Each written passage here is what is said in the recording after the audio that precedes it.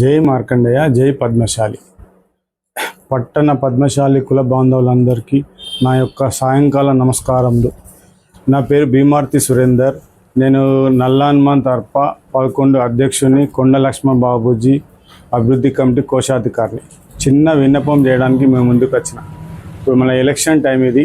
మన గుజ్జేటి నరసన్న గారు మనకు మొన్ననే లెక్కలు చూపించారు. అందరికీ చాలా లెక్కలు, అలా లెక్కలలో చాలా తప్పులు ఉన్నాయి. బాగా కొంచెం 40 లక్షల దాకా చీటింగ్ అయినట్టు మాకు అంచనా వేసినాం మేము. అందుకోసం మీరు అందరూ దయచేసి మీకు చిన్న విన్నపం కోసం నేను ముందుకు వచ్చిన. ఎందుకంటే ఆయన ఒక ప్రోగ్రాం సరిగ్గా పెట్టుకునే లేకుండానే ఇప్పుడు మార్కండే గుడికి ఎంత చందా అవసరం ఉన్నది, ఎంత వసూలు చేయాలా అనేది లేదు. మళ్ళీ ఏం చేస్తున్నారంటే మొత్తం ఏడాది పోతున్న చందాలు తీసుకుంటేనే చందాలు వస్తున్నారు. దగ్గర 1,70,00,000 చందాలు వసూలు చేసింటారు.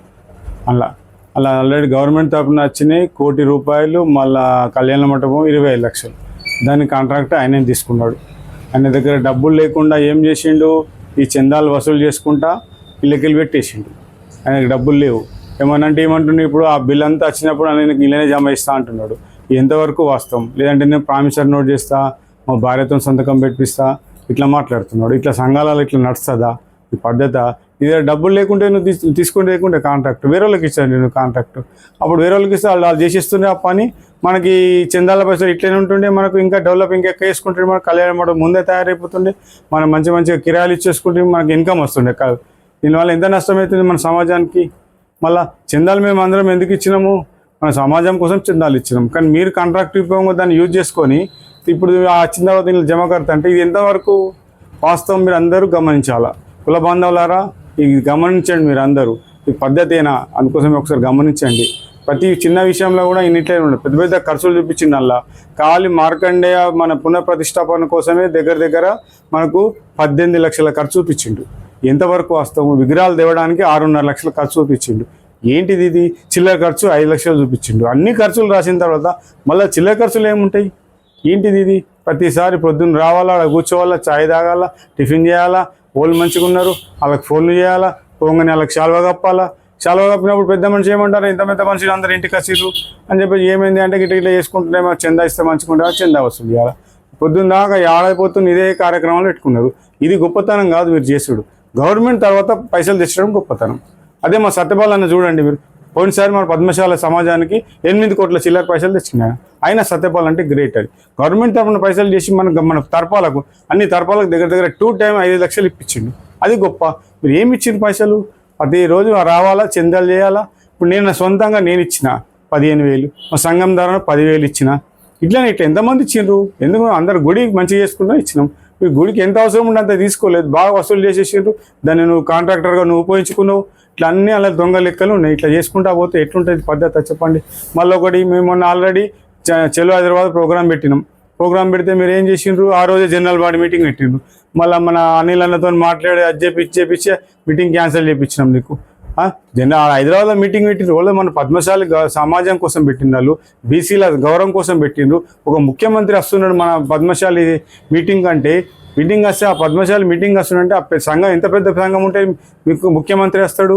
మాకు ఆ సంఘంతో సంబంధం లేదంటే ఎంతవరకు వస్తాం? ఇది మీరు ఆలోచించండి.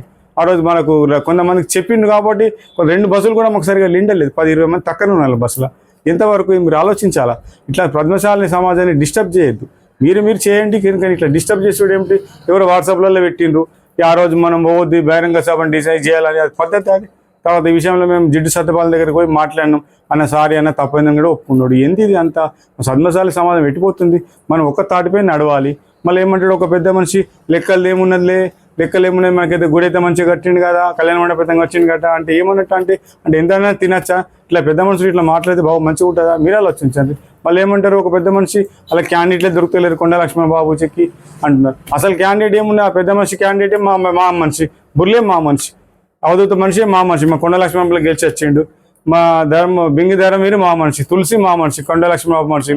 మా మనుషులను మీరు తీసుకొని మాకు దొరుకుతలేరు అంటే ఎట్లుంటుంది? అదే మరి మీ మనిషి వచ్చింది గణేష్ మా దగ్గరికి, మేము ఆయన పోస్ట్ ఇచ్చినామా? ఎవరికి మేము పోస్ట్? మా అభివృద్ధిని చూసి వచ్చిన వాళ్ళు. మేము ఎన్నో కార్యక్రమాలు చేసిన అభివృద్ధి కానప్పుడు మీకు ఎందుకు అట్లా మళ్ళీ మేము కొండ లక్ష్మణ బాబూజీ పెట్టుకుంటే సంఘం అనిల్కు మీకు కంప్లైంట్ చేస్తారు అని ఇంకొక సంఘం పెట్టిందని. ఎందుకు పెట్టేది ఇంకో సంఘము? మీరు పెట్టుకోరా? చేయమని నేతా సంఘం అంటారు, ఏదో సంఘం అంటారు. ఎన్ని సంఘాలు పెడుతున్నారు మీరు కూడా పద్మ జిల్లా సంఘం పేరు మీద. అట్లనే ఉంటుంది. అది కూడా సేవ చేయడానికి కోసమే ముందుకు వచ్చినాం. కాబట్టి మీరు కూడా గొప్ప ఆలోచించండి. ఖచ్చితంగా ఈసారి మన అన్నని అత్యధిక మెజార్టీతోని దత్తని గెలిపించి చక్రం మీద ఓటు వేసి గెలిపి ఆయన రిటైర్డ్ తహసీల్దార్ అయినా. ఎందుకంటే ఆయన తర్పాన్ని చూస్తే మనం చాలా పర్సన్ అవుతాం. సూపర్ చేసిండు ఆయన తర్ప. కాబట్టి మీరు ఆలోచించండి. అసలు మనిషి కాదు ఆయన.